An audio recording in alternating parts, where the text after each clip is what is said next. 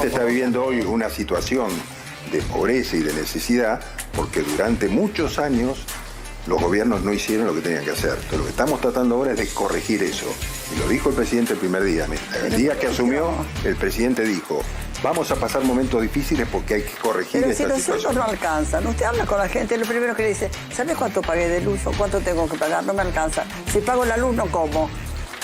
Es así, la gente habla así a una clase media, Mayo queremos que va a estar por debajo de 5, por lo cual es buenísimo. Vos, acordate, creo que hace no mucho más de 2 meses me preguntabas si la inflación iba a llegar a un dígito en el segundo semestre. Estábamos en marzo, llegó a un dígito en abril. Después dijeron, no, pero no puede bajar de 7. Bueno, está por debajo de 5. Petovelo es lo más grande que hay. Petovelo es una ministra sensacional, es buena, es decente y lo está dando absolutamente todo. Por lo tanto, suficiente prueba es todo lo que está haciendo. Nosotros tenemos que esforzarnos en garantizar a la gente que venga a invertir sus inversiones. Entonces, por eso es importante la ley bases, por eso es importante los contenidos que tiene la ley bases y por eso, así como digo, la embajada de Malasia, estuve con el embajador de Japón que me planteó, todos me preguntan lo mismo. He recibido 100 fondos. ¿Qué le pregunta? ¿Cuándo sale la ley bases? Sí. Hace 3 meses que me vienen preguntando esto. ¿Y sale ahora el miércoles? Sí, yo espero que salga el miércoles. Vamos a ver, que salga del Senado por lo menos, ¿no? Porque estamos esforzándonos para conseguir eso. ¿Sí?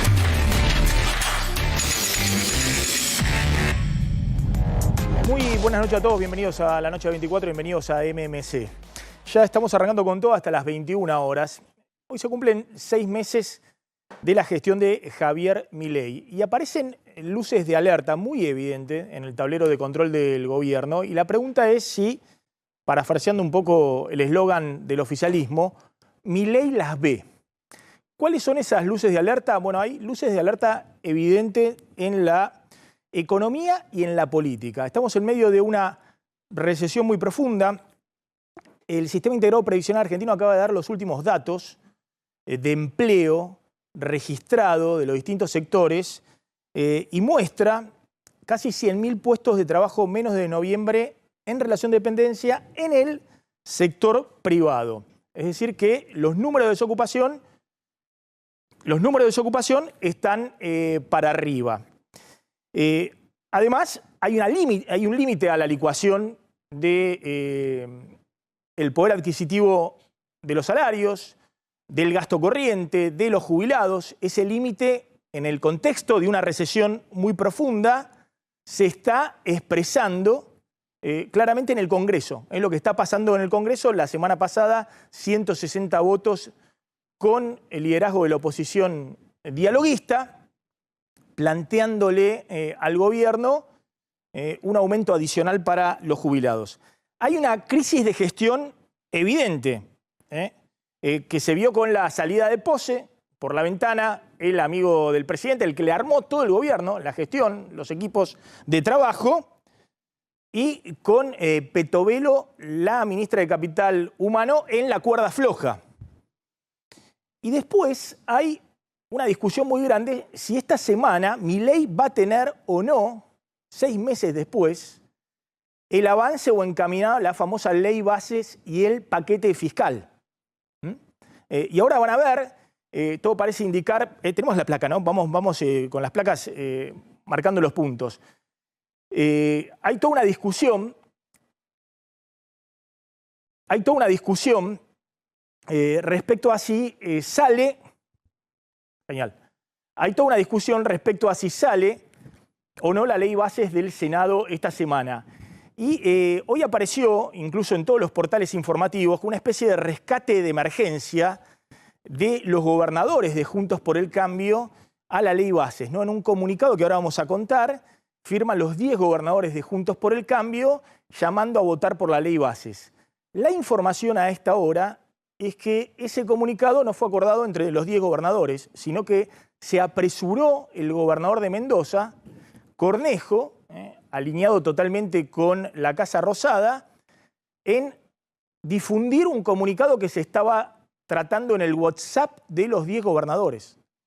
Entonces todavía está en veremos lo que el gobierno necesita hoy con toda la presión, como decía el ministro del Interior, Guillermo Franco, de los mercados, de los inversores y del FMI para que haya un gol finalmente en el Congreso con la ley bases y el paquete fiscal.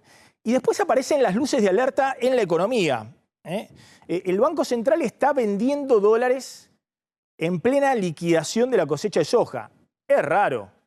Estás con un super cepo, no estás pagando el 100% de las importaciones, recién lo vas a hacer en junio, estás pagando el 70% del flujo de importaciones que se ha derrumbado por la recesión, y el Banco Central vendió 27 millones de dólares el viernes y vendió 10 millones de dólares hoy. Uno dice, bueno, es poquitas ventas del Banco Central, pero en esta época del año debería estar comprando 250, 300 millones de dólares diarios el Banco Central. Y está comprando o muy poquito o hay días en los cuales está vendiendo. Hay una advertencia de los economistas del establishment económico y financiero, los que eran los amigos de Milei, por el atraso cambiario, la idea de que el dólar ha quedado oficial muy atrasado respecto a la inflación y que en la segunda parte del año, pasada la cosecha de soja, va a ser muy difícil acumular reservas en el Banco Central, que es una exigencia elemental para poder en algún momento levantar el cepo. Y hay dudas por la refinanciación del swap con China, que si no se refinancia en su totalidad, la Argentina entre este mes y el que viene tiene que pagar 5.000 millones de dólares a China, usados el año pasado por el anterior gobierno en plena campaña electoral, y el Banco Central está con reservas netas en cero. Obviamente necesita por lo menos 10.000 millones de reservas netas positivas, y está la pregunta de si le va a pagar o no 5.000 millones de dólares a China. El FMI está felicitando permanentemente al gobierno, pero no envía dólares y cuestiona en privado el atraso cambiario, la política monetaria y de tasa de interés. La inflación baja, pero se estanca en alrededor de entre 4 y 5%, pese a la fuerte recesión y al dólar casi fijo. Tenemos un crawling peg dólar al 2% mensual y aún así hay una resistencia a la inflación a converger al 2% mensual, y el gobierno en su desesperación por calmar un poco el humor social y al mismo tiempo no ponerle más presión a la inflación, está postergando aumentos de tarifas públicas y de combustibles, que es más inflación futura. En ese combo vamos a discutir en un ratito con una invitada, con Graciela Camaño, que es, diría Milei, una representante de la casta política en la Argentina. ¿Qué está pasando con Milei y la gobernabilidad hacia adelante? ¿Cuál es el margen que tiene Milei en la segunda parte del año para revertir lo que todos consideran que es una situación crítica, un punto de inflexión? De hecho, si uno mira los indicadores de apoyo del gobierno de Milei, a diferencia de lo que sucedió con Alberto Fernández o con Macri, la línea es muy estable. Acaba de publicar Opina Argentina el último sondeo de opinión ya en junio y muestra que Milei sigue conservando un apoyo del orden del 52-53% y que es muy estable, que no ha cambiado, digamos, que tiene por ahora el voto solidificado muy similar al que ocurrió en el balotaje.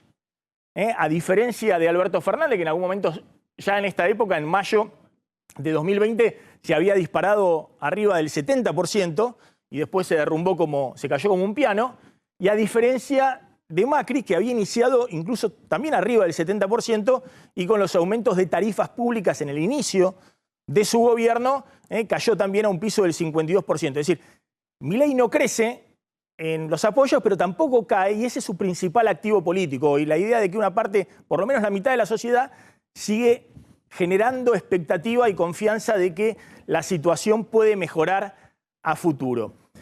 Hay una noticia de último momento, Martín Angulo, que tiene que ver con la ministra de Capital Humano, Sandra Petovelo. Sí, Maxi, porque está denunciando que hoy intentaron ingresar a su vivienda en un barrio semicerrado de la localidad bonaerense de Moreno. El parte policial lo que dice es que el dueño de este lugar oyó ruidos en el lote, en la parte posterior del lote de la casa de la ministra Petovelo, que llamó a la policía y que cuando la policía llegó revisaron el lugar y no encontraron nada extraño. Ahora, cuando Petovelo volvió a la vivienda, lo que sí se encontró es que habían cortado el cerco eléctrico que rodea la casa, y esto el gobierno lo está tomando más que como un hecho de inseguridad, te diría que como un hecho de intimidación, y entiendo yo que esto está enmarcado en todos los hechos que la tuvieron a Sandra Petovelo como protagonista en las últimas semanas. Tanto los hechos judiciales con la causa por los alimentos en los galpones, por la causa que el propio ministerio denunció de presunta corrupción en contrataciones, por los funcionarios que se fueron del gobierno y por los rumores de estos últimos días de una posible salida de Petovelo del Ministerio de Capital Humano. Hay que ver ahora si con esto el gobierno presenta formalmente una denuncia. Lo que sí el parte policial marca es que en el lugar no hay ni cámaras de seguridad ni seguridad privada. Sobre este hecho, hace un ratito nada más, Maxi, tuiteó el presidente de la Nación, Javier Milei, que sobre la información de que intentaron ingresar a la casa de Petovelo, Milei puso: la ministra Sandra Petovelo y todo su equipo están dando una batalla contra la corrupción como nunca se había visto en la historia. ¿Se dan cuenta por qué todo el tiempo operan a la ministra? Mientras gestiona, termina con los curros. Algunos críticos prefieren a los chorros. Ya estamos con Graciela Camaño. Gracias por venir, Graciela. Alguien que Milei definiría como parte de la casta de la política en la Argentina. Orgullosamente. ¿Ah, sí? Yo soy una militante política y una dirigente política. Para mí es un motivo de orgullo, no cualquiera me puede denostar. A ver, algunos dicen los gobiernos pasan y Pichetto y Camaño quedan, digamos, como parte de... Camaño no. Camaño de vez en cuando se toma vacaciones. Claro, vos estás ahora fuera del Congreso, pero quedan en la negociación política, en la influencia entre los distintos sectores de la política. Sí, me parece que hoy el rol protagónico, porque tiene que ver fundamentalmente con dónde estás parado, o sea, si estás parado en un lugar donde tu voto define, y bueno, hay toda una expectativa. Y hoy me parece que ese rol lo cumple Miguel Ángel, ¿no? Hoy lo cumple para vos Pichetto grupo... con Hacemos Coalición Federal, con ese grupo de diputados del peronismo no kirchnerista. Sí, yo creo que sí. Y además, bueno, la expertise que tiene él para el tema parlamentario, nadie se lo puede negar. Pero uno solo no hace el verano, ¿eh? Es un cuerpo colegiado. Al verano lo hace el conjunto, cuando hay una estrategia fuera de las ambiciones personales. A ver, quiero que me trates de explicar qué es lo que está sucediendo en la dinámica 6 meses de Milei. ¿Cuál es la dinámica de construcción política con los sectores de la oposición dialoguista? ¿Qué rol están jugando en el tablero cada uno de los sectores políticos que vos conocés bien, obviamente? Yo creo conocés que todo se consolidó. El Pinel de la política. Yo creo que se consolidó en materia de gestión el trabajo del ex ministro de Interior, actual jefe de gabinete. De Guillermo Franco. Que me parece que es, digamos, la personalidad a la cual se le puede adjudicar el gobierno, la administración del gobierno. El presidente, con su desprecio al Estado fundamentalmente, no se lo ve con entusiasmo ni ganas de gestionar el Estado. El grave problema que tiene y que va a tener, porque se va a agravar, el presidente Milei, es el desprecio que tiene a la función pública, a abocarse a gestionar el Estado. Vos fíjate que todo lo delega en su hermana, se le armó ahí todo un nudo, que ahora de alguna manera lo pudo desatar con la salida del ministro jefe de gabinete y con la incorporación de Francos a la jefatura de gabinete. Hay que ver cómo siguen funcionando, son muy extraños, es una pareja muy extraña, la pareja del poder hoy en el gobierno. A ver, explícame, mira esta información. Hoy hay una foto de los gobernadores de Juntos por el Cambio, donde hay radicales y gobernadores del PRO. La foto está por ahí y hay un comunicado en el cual llaman a votar a la ley bases en el Senado el miércoles próximo. Hoy había salido en Clarín, tapa de Clarín, un título en el cual decían que Lustó estaba negociando con el kirchnerismo, que había reuniones de Lustó con Cristina y Máximo Kirchner. Lustó lo niega rotundamente.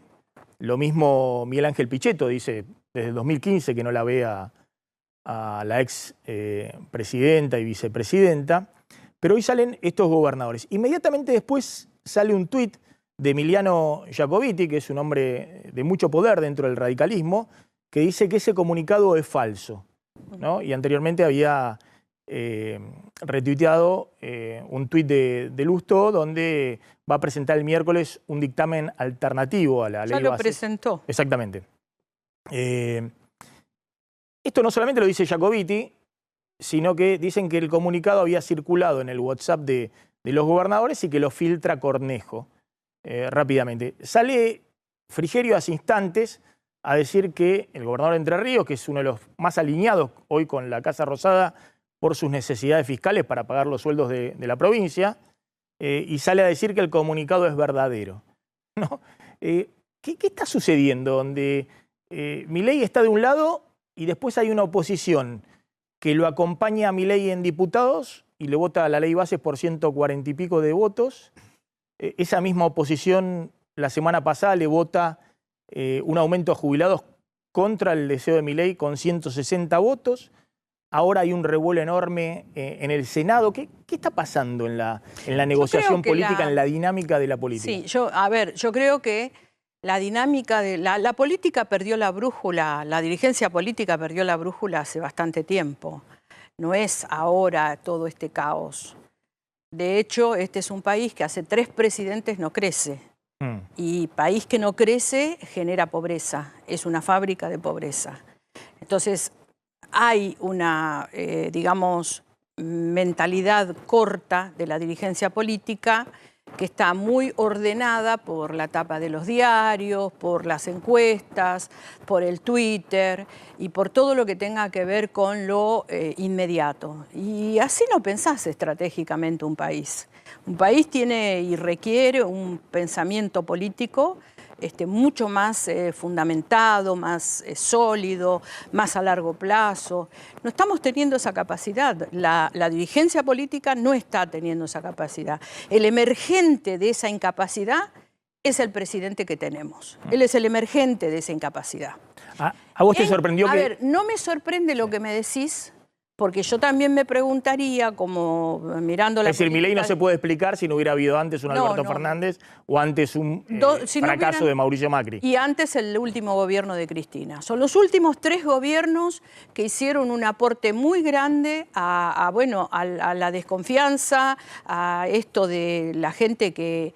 Vos presentaste las 3 encuestas de los 3 presidentes. Sí.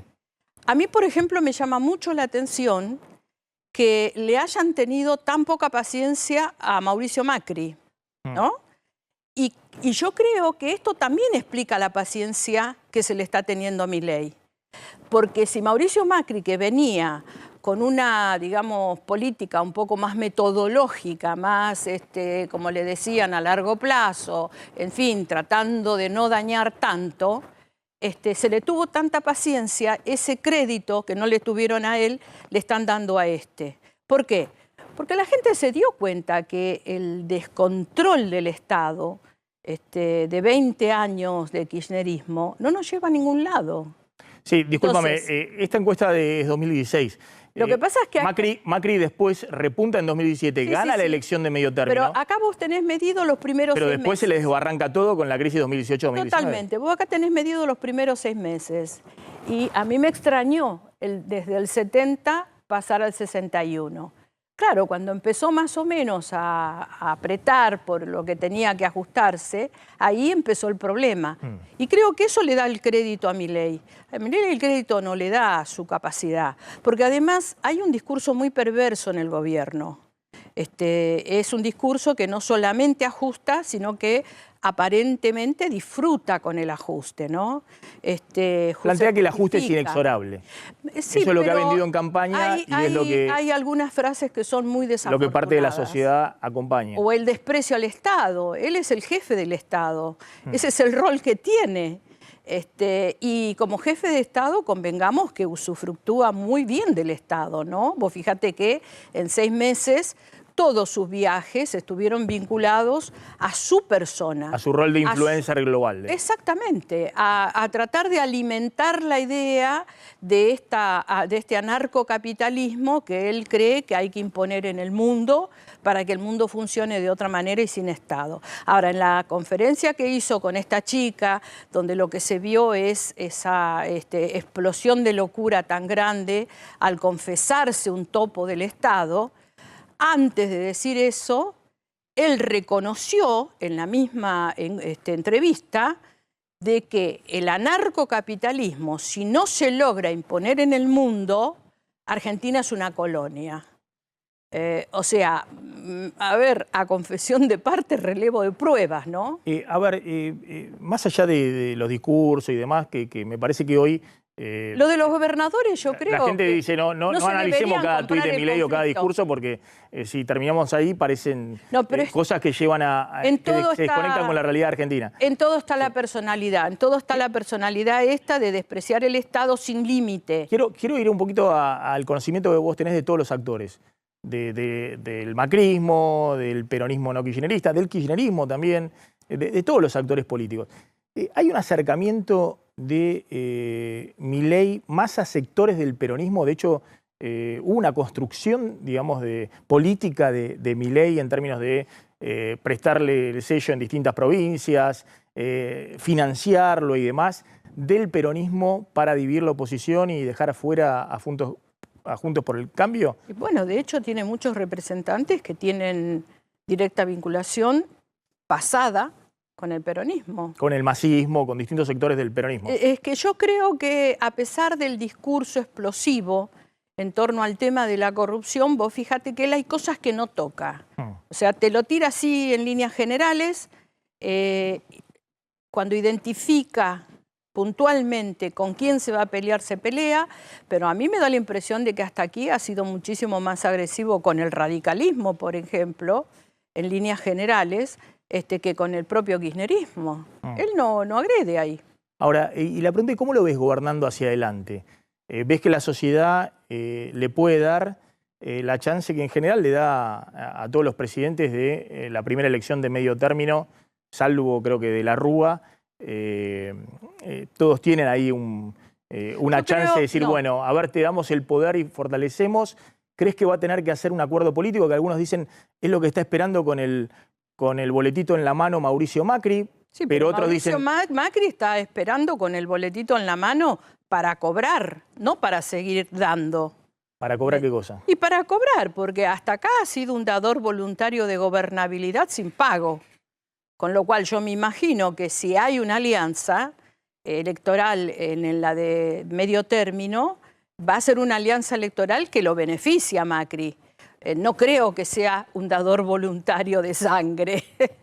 Me da la impresión. Y si Milei por ahí en la construcción política es más astuto de lo que todos piensan, y así como lo pone a Guillermo Franco, que es para ahuyentar a algunos sectores del PRO, o lo tiene ahí a Scioli, ¿termina haciendo algún acuerdo con parte del peronismo? ¿Ahí no lo ves?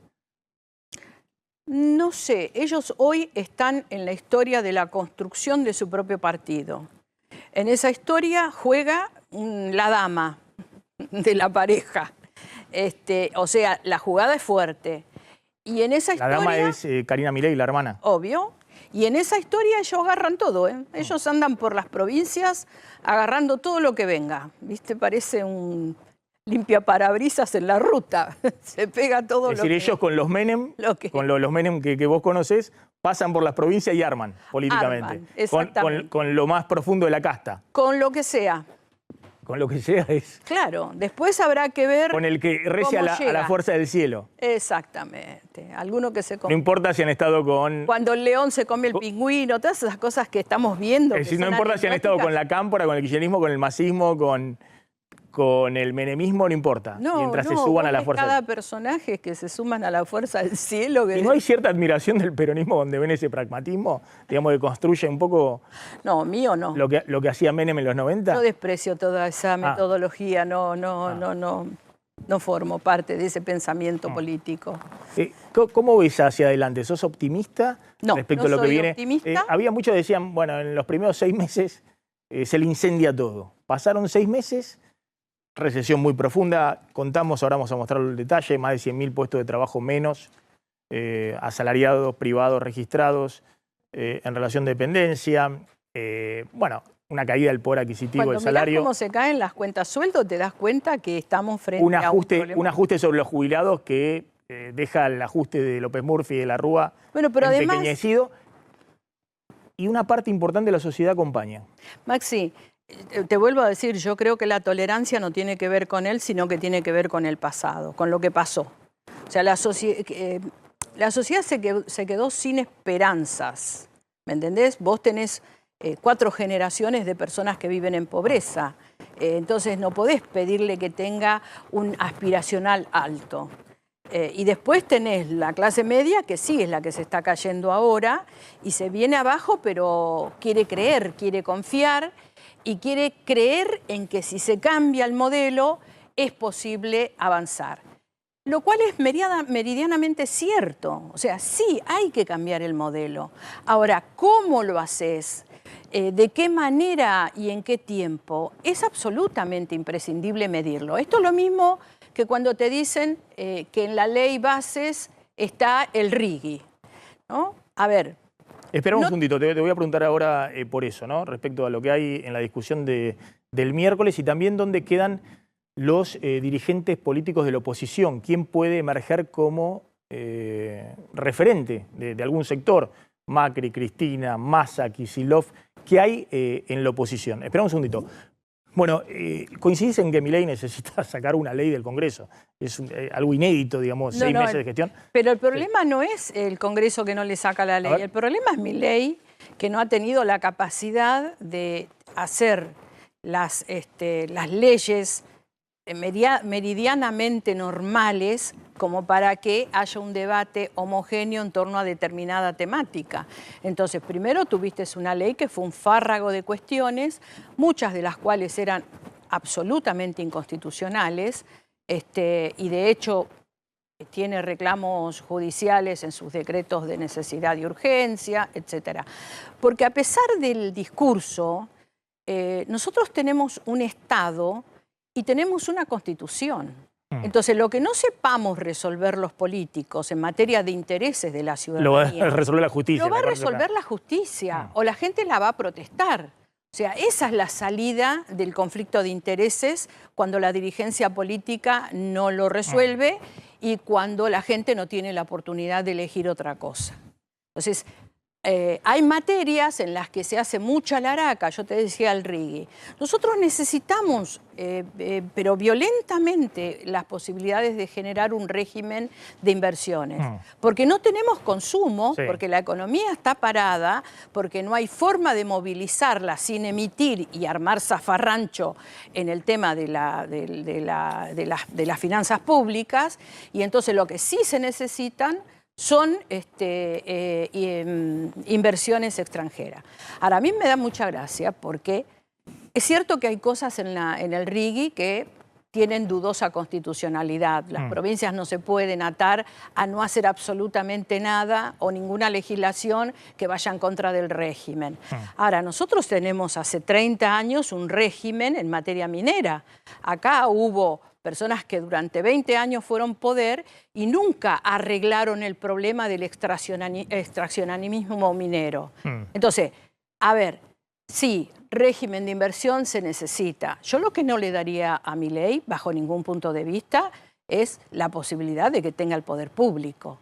O sea, me da la impresión... La delegación de facultades. Totalmente. Yo creo que hay que recortar eso y me parece que por ahí va... Pero específicamente no se lo darías a ningún presidente. Nunca, en el caso yo de este... personalmente no se lo voté nunca a ningún presidente. Sí. Pero en este caso, con las demostraciones que hace el presidente del desprecio que tiene por el Estado y que nunca sabemos a dónde vamos, porque tampoco plantea un programa, un plan. Te dice, deme todo el poder, voy a regalar el Estado porque yo soy un topo que va a destruir el Estado. ¿Cómo le vas a dar la suma del poder público a una persona que está pensando de esa manera? Ahora me contestás, ¿quién queda parado en la oposición? Porque todos están diciendo, bueno, no, Milei... Yo creo que hoy no hay nadie... Ahora me lo contestás, esperame un segundito. Vos desde el 2013 fuiste fuerte opositora en su momento a Cristina Fernández de Kirchner, al kirchnerismo. ¿Qué estás viendo en las alianzas hoy en el Congreso, ¿no? Hoy Clarín decía, Lustó negocia con el kirchnerismo. Otros dicen, no, mira, justamente porque está corrido el kirchnerismo de los liderazgos en la oposición, es posible hacer coaliciones más amplias, como los 160 votos de aumento de jubilaciones, que fue una propuesta del radicalismo. Hay una mano, como dice el gobierno emitió un comunicado para no pelearse con la oposición dialoguista. Me imagino que Franco salió a decir, muchachos, no le digamos más rata a los radicales o al peronismo federal porque no nos votan nada y los necesitamos a ellos y el kirchnerismo ya no nos va a acompañar. Sacó un comunicado diciendo que habían caído, todos los legisladores de buena voluntad habían caído en la trampa de Máximo Kirchner, como si fuera él el que puede articular una nueva oposición en la Argentina. Maxi. A ver. Que eso es cotillón. Es para la tribuna. ¿Qué es lo que yo veo? Yo veo que la dirigencia política está escondida. Complejo de culpa, quizás. ¿No? No aparece nadie. Todo lo que ves es cotillón. Y después, se sobreactúan determinadas cuestiones. Lo que quedó demostrado que el Congreso tiene poder. Lo que quedó demostrado, y es un dato de la realidad, es que hay un Congreso que va a trabajar distinto a cómo trabajaba hasta el último gobierno.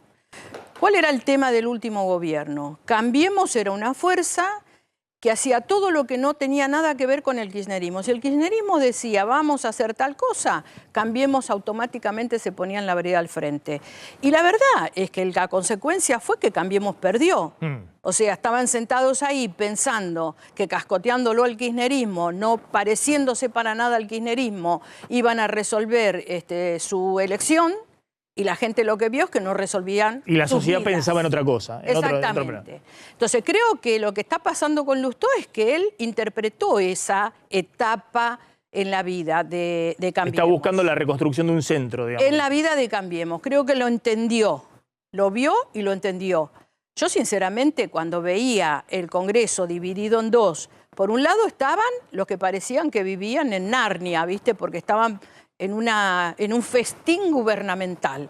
Y por el otro lado estaban los que no hacían nada porque ya tenían asegurado, supuestamente, el triunfo. Juntos por el Cambio. Apareció debajo de la mesa Milei. un loco gritándoles y armando con una cosa y le llevó puesto la... Primero entusiasmó al peronismo para decir lo dejamos afuera Juntos por el Cambio y después Macri le dio el apoyo para... Le llevó puesto la aspiracional. En ese sentido, creo que ahí Cambiemos es el que más sufrió y por eso es el que se partió. Sí.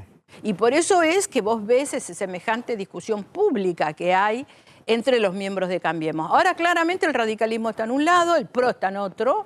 El PRO decidió acompañar, porque más allá de la pelea interna que tiene el PRO, la realidad es que está acompañando el gobierno con el argumento del cambio, digamos, pero lo está acompañando. Ahora, está atado a la suerte del gobierno. El radicalismo me parece que anda por otro lado, más allá que, como tiene muchas provincias, está gobernando, está atado a la suerte de los gobernadores, etcétera, pero a mí me da la impresión que está caminando por otro lado, ¿no? Y la coalición cívica claramente está caminando en otro lado, creo que en eso Lilita plantó bandera hace rato, dijo, acá no me encuentran, y claramente se diferenció. Hay algo que te quiero contar antes de que te vayas, porque me parece que es un dato interesante que describe a este gobierno. Este es un presidente que desprecia la Agenda 2030, que habla del tema de que no existe el cambio climático. Ahora, fíjate qué paradojal. Este es el presidente que más aportó a que se corten las emisiones de gases de efecto invernadero en la Argentina. Por primera vez la Argentina puede presentar sus contribuciones de gases de efecto invernadero en orden. ¿Por qué? Porque paró la economía, porque sacó los subsidios. Entonces es un gran ambientalista este presidente. Vos fijate cómo dice una cosa, hace otra. Bueno, eso no genera confianza. Graciela Camaño, gracias por haber estado. Muy interesante escucharte. Vamos a ir a una tanda. Cuando volvamos, Martín Angulo va a contar cómo está la causa, Martín. De la extorsión con los planes sociales en la que está imputado Eduardo Belliboni. Mañana comienzan las indagatorias. Tanda y volvemos.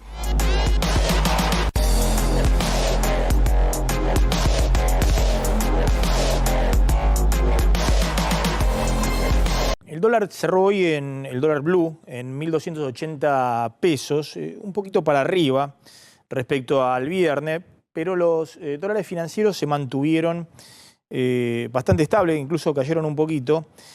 Y revivieron los bonos de la deuda, ¿no? Y las acciones que venían con varias caídas consecutivas y verdaderamente alarmantes porque es lo que marca el riesgo país.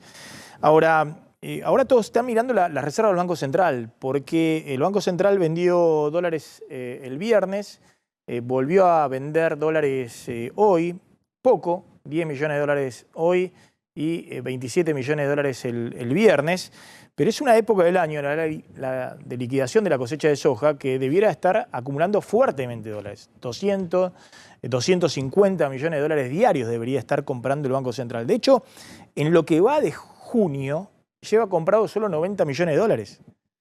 Que en otros años de una buena cosecha, como va a ser la de este año, va a haber 15.000 millones de dólares más que el año pasado, y se están liquidando menos dólares de la soja que el año pasado.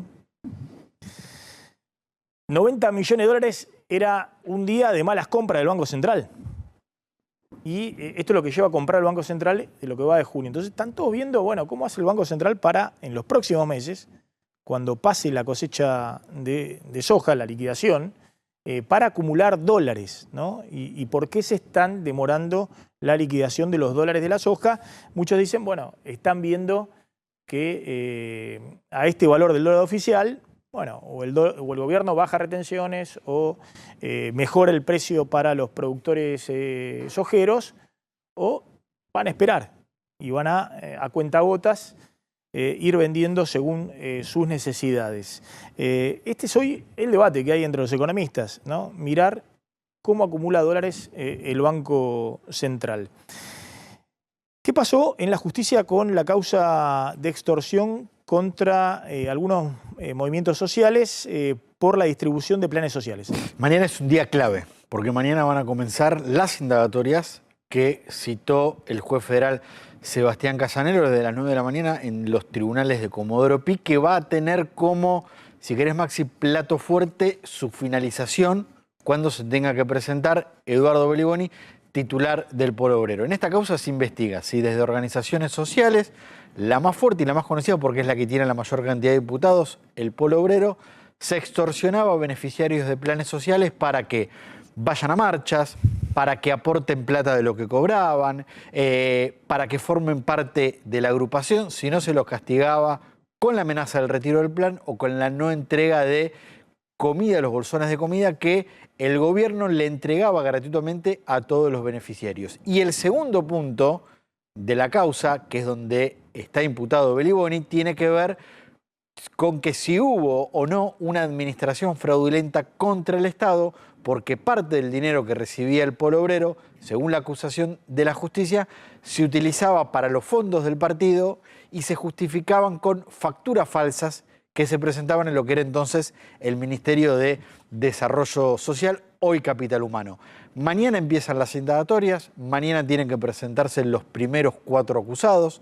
Son 6 indagatorias son 6 ruedas de indagatoria, 6 audiencias de indagatoria que se van a realizar a lo largo de esta semana, de la próxima semana, y que van a terminar el 25 de junio cuando se tenga que presentar, entre otros, Eduardo Belliboni. El Polo Obrero intentó o hizo una presentación para que por lo menos las indagatorias de sus dirigentes se posterguen. Los abogados y las abogadas alegaron que había parte de la causa a la que todavía no habían podido acceder y que tenían pendiente para el 27 de junio una audiencia en la Cámara Federal donde están discutiendo la nulidad del allanamiento a la sede del Polo Obrero. Bueno, hoy el juez federal Sebastián Casanelo rechazó ese planteo, así que para mañana quedaron confirmadas el inicio de las indagatorias por esta causa de extorsión en los planes sociales. Ahora te voy a preguntar qué pasó con el juicio Alperovich, el ex hombre todopoderoso de Tucumán. Miren los últimos datos del SIPA, el Sistema Integrado Previsional Argentino, donde se sigue punto a punto los aportes previsionales de todo el sistema previsional argentino. Ahora me voy a correr acá, a ver si lo podemos mostrar acá. Fíjense, empleo asalariado esto es noviembre de 2023, marzo 2024. Lo que ha pasado desde noviembre. Empleo asalariado en el sector privado, estos son los registrados, relación de dependencia en blanco, 95.000 empleos menos. Es una caída muy fuerte, en parte concentrado en el sector de la construcción, pero también en el sector de industria, comercio. Trabajos independientes, monotributo social, 25.000 empleos menos. Empleo asalariado en el sector público, 21.000 empleos menos. Esto es lo que dice mi ley, venimos ajustando.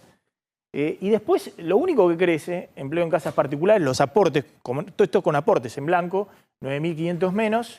Y lo que crece es independientes, autónomos o monotributistas, ¿no? Esto pasó lo mismo con la crisis en los 2 últimos años del gobierno Macri. Se derrumbaba el empleo formal y crecían los cuentapropistas. Y bueno, la gente se quedaba en la calle y trataba de hacer alguna changa, algún trabajo.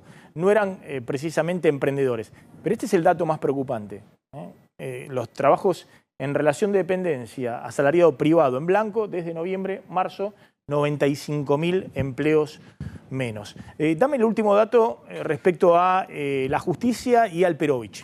Hoy pidieron 22 años de prisión para el ex gobernador de Tucumán y ex senador nacional, José Alperovich, porque la querella, es decir, quien representa a la víctima, entendió que estaban acreditados los 9 casos de abuso sexual que Alperovich habría cometido contra su sobrina y quien además trabajaba en el 2019 para la campaña de Alperovich para volver a ser gobernador de Tucumán. La querella entendió que Alperovich, 2 veces gobernador de Tucumán, 3 veces gobernador de Tucumán, un hombre clave, senador durante muchos años, un hombre muy poderoso dentro del peronismo. Muy poderoso dentro del peronismo. Que de hecho cuando esta causa se hizo conocida, Alperovich era senador nacional y se tomó licencia y nunca hubo un pronunciamiento de la Cámara contra la conducta de Alperovich. Lo dejaron ir, te diría Maxi, casi en silencio. Hoy la querella entiende que los 3 casos de abuso sexual y los 6 casos de violación contra la víctima están acreditados y por eso el pedido de 22 años de prisión por el delito de abuso sexual gravemente ultrajante. 2 datos más. La querella que encabeza Pablo Robati, que es el titular de un programa de asistencia a la víctima en la Defensoría General de la Nación, pidió que en el caso de que Alperovich sea condenado, quede inmediatamente detenido por peligro de fuga ante el cumplimiento de la condena. Pero además pidió que hoy mismo Alperovich tenga algún tipo de control hasta el momento del veredicto, ya sea a través de un monitoreo electrónico, puede ser una pulsera electrónica, o con una consigna policial para que no exista el riesgo de que eventualmente Alperovich pueda fugarse. En estos momentos también está alegando el fiscal del juicio, Sandro Abraldes. La expectativa es que el miércoles sea el alegato de la defensa de Alperovich, que declaró en el juicio y que negó los hechos, y que en una fecha en la que se tiene que determinar... ¿Lloró Alperovich? Hoy sí, hoy contaron que mientras escuchaba el alegato de la querella tuvo momentos que lloró. ¿Con eso qué trata de hacer? ¿De conmover a quién? Y al juez, pero yo, a ver, esas estrategias yo nunca vi que funcionaran. De hecho, cuando declaró como durante el juicio, que Alperovich declaró, dijo que esto era toda una causa inventada, sí, que lo querían perjudicar, que era una cuestión política, que él nunca cometió el delito. Miércoles entonces, alegatos de la defensa de Alperovich, y en una fecha determinada por el juez Juan Martín Ramos Padilla, la fecha primero para que Alperovich hable por última vez y después que se conozca la decisión del tribunal. Gracias, Martín. Por favor. Estamos retirando, se quedan en A24, nos reencontramos mañana, 20 horas. Chau, pasen la noche.